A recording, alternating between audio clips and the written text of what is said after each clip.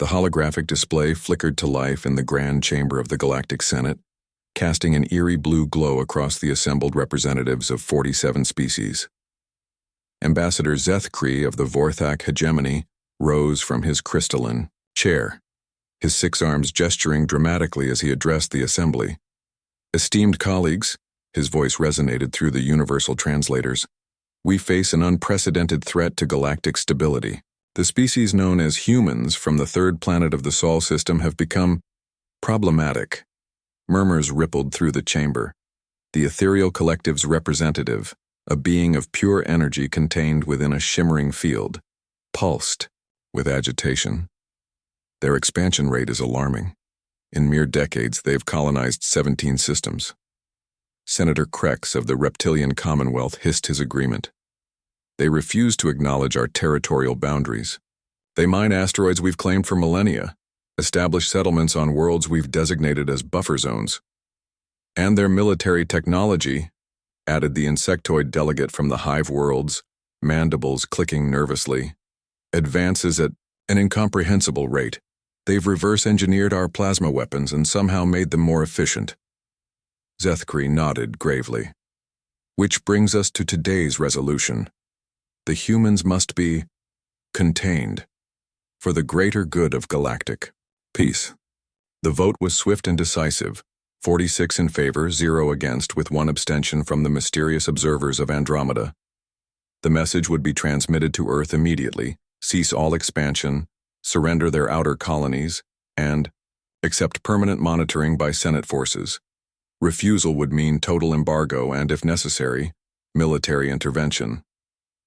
On Earth, President Chen Wei stared at the holographic message in the United Nations Assembly Hall, her dark eyes reflecting both fury and determination.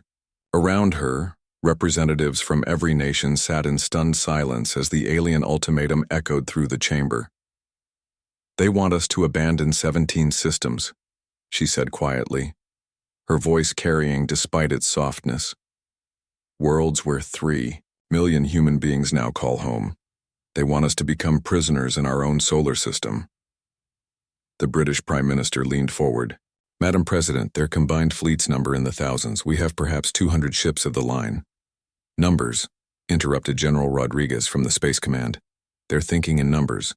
They don't understand what they're dealing with." President Chen stood slowly, her gaze sweeping across the assembly. "Ladies and gentlemen, our ancestors faced impossible odds before. Thermopylae, the Battle of Britain, Stalingrad. Every time the galaxy's empires thought they could break humanity's will." She paused, her voice growing steel-hard. "Every time they learned otherwise. The Senate's first mistake was underestimating human industrial capacity. While the alien species had grown comfortable with their established technologies, content, to maintain the status quo for millennia, humanity had never stopped innovating. In the 3 months following the ultimatum, every human world became a weapons factory. Their second mistake was assuming humans would fight conventionally. When the Senate blockade fleet arrived at the edge of the Sol system, they expected to find a cowering species ready to negotiate. Instead, they found empty space. The human fleet had vanished. Admiral Vexitar of the Senate Coalition Fleet was confident as he broadcast his demands to Earth. "Surrender your vessels and accept Senate oversight, or face the consequences." The response came not from Earth, but from the asteroid belt. Suddenly, what the aliens had assumed were simple mining platforms revealed themselves as heavily armed battle stations. The humans had hollowed out dozens of asteroids, turning them into massive weapons platforms bristling with railguns and missile launchers. "Admiral," his tactical officer reported with growing alarm, "we're detecting massive energy signatures throughout the system. The asteroids, they're all armed." The battle that followed would be studied in military academies. Across the galaxy for centuries, the humans fought with a ferocity that stunned their opponents. They used the system's gravity wells as weapons, slingshotting attack craft around planets at impossible velocities.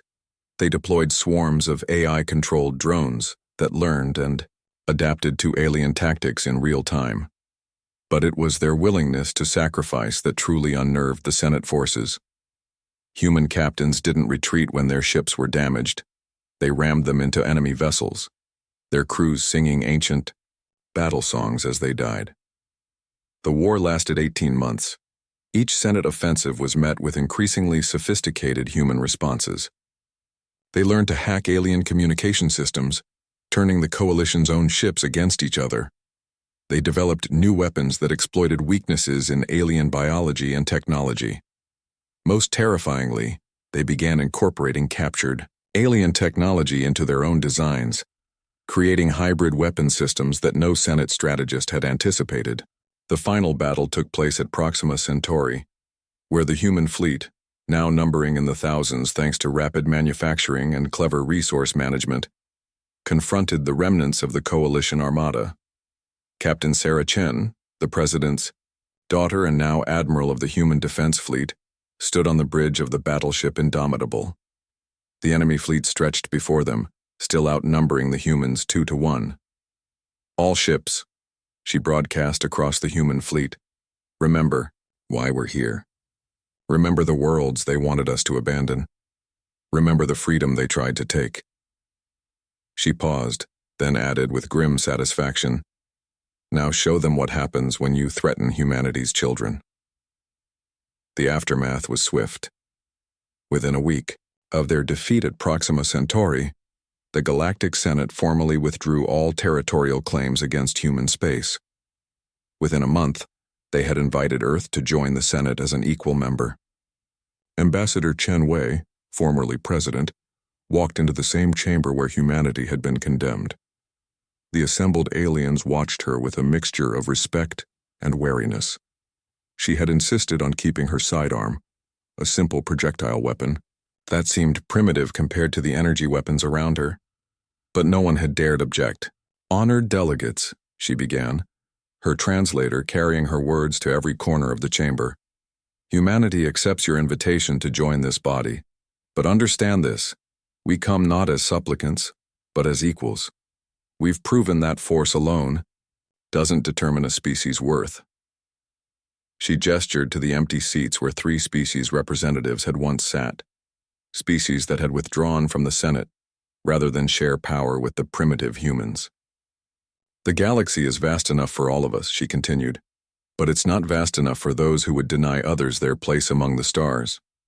Earth stands ready to defend not just human interests, but the rights of any species threatened by those who confuse age with wisdom or size with strength." As she took her seat among the galactic community, the other delegates realized a fundamental truth that would reshape interstellar politics forever. Humanity had not just won a war, they had redefined what it meant to be a galactic power. The age of the old empires was ending. The age of humanity had begun.